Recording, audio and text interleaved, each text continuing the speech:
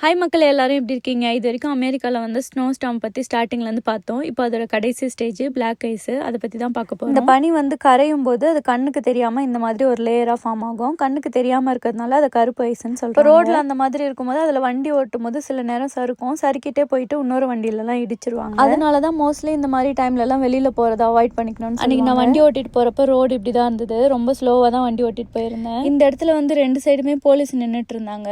அந்த இடத்துல நிறைய பனி இருந்தது. எனக்குமே கார் வழுக்கிற மாதிரி இருந்தது. ஒருவேளை எதனா கிராஷ் ஆச்சான்னு தெரியல. அதனால ரொம்ப ஸ்லோவாக தான் ஓட்டிட்டு போயிருந்தேன். எங்களுக்கு முன்னாடியே மெயில் அனுப்பிச்சிருந்தாங்க, சீக்கிரமாக கிளம்புங்க, பொறுமையாக வண்டி ஓட்டிட்டு வாங்க, ரொம்ப அடிச்சு பிடிச்சிட்டுலாம் வர தேவையில்ல, பொறுமையாக வந்தால் பரவாயில்ல அப்படின்னு சொல்லியிருந்தாங்க. இது எங்கள் ஸ்கூல் கிட்ட பாருங்கள், இன்னும் ஸ்னோலாம் மெல்ட் ஆகவே இல்லை.